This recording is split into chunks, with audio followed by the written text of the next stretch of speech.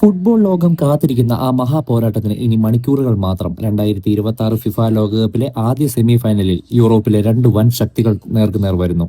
ഒരു വശത്ത് ടൂർണമെന്റിലുടനീളം തകർപ്പൻ ഫോമിലുള്ള മുൻ ചാമ്പ്യന്മാരായ ഫ്രാൻസ്, മറുവശത്ത് പ്രതിരോധ കോട്ട കെട്ടി എതിരാളികളെ വിറപ്പിക്കുന്ന സ്പെയിൻ.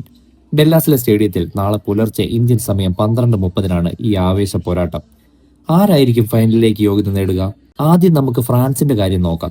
ഈ ലോകകപ്പിൽ കളിച്ച 6 മത്സരങ്ങളിലും ജയിച്ച് അജയ്യരായാണ് അവർ വരുന്നത്. ക്വാർട്ടറിൽ മൊറോക്കോയെ എതിരില്ലാത്ത 2 ഗോളിന് തകർത്താണ് അവരുടെ സെമി ഫൈനൽ എൻട്രി. ഫ്രാൻസിന്റെ ഏറ്റവും വലിയ ആയുധം മറ്റാരുമല്ല, കിലിയൻ എംബാപ്പെ തന്നെ. 8 ഗോളുകളുമായി ടൂർണമെന്റിലെ ഗോൾഡൻ ബൂട്ട് റേസിൽ ഒന്നാമതാണ് എംബാപ്പെ. ഒപ്പം 6 അസിസ്റ്റുകളുമായി മധ്യനിര ഭരിക്കുന്ന മൈക്കൽ ഒലീസയും ഫോമിലാണ്. കഴിഞ്ഞ 3 നോക്കൌട്ട് മത്സരങ്ങളിലും ഒരു ഗോൾ പോലും വഴങ്ങിയിട്ടില്ല ഫ്രാൻസ് എന്നത് അവരുടെ കരുത്ത് വ്യക്തമാക്കുന്നു.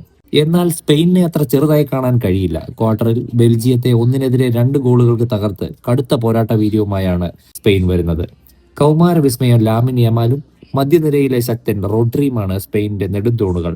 എന്നാൽ ഇതിനേക്കാളൊക്കെ ഉപരി അവരുടെ പ്രതിരോധമാണ് ഇത്തവണത്തെ ചർച്ചാ വിഷയം.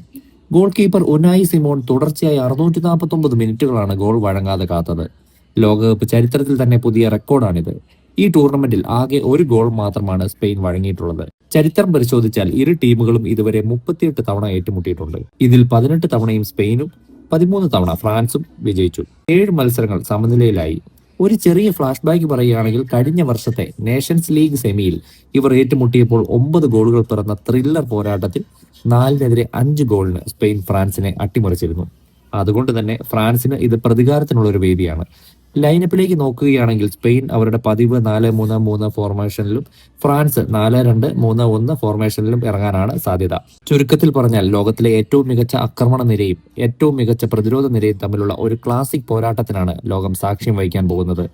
പ്രവചനങ്ങൾ അസാധ്യമാണ് എങ്കിലും കടുത്ത ഒരു മത്സരത്തിനൊടുവിൽ എക്സ്ട്രാ ടൈമിലേക്കോ പെനാൽറ്റി ഷൂട്ടൗട്ടിലേക്കോ കളി മാറാനുള്ള സാധ്യത തള്ളിക്കളയാനാവില്ല.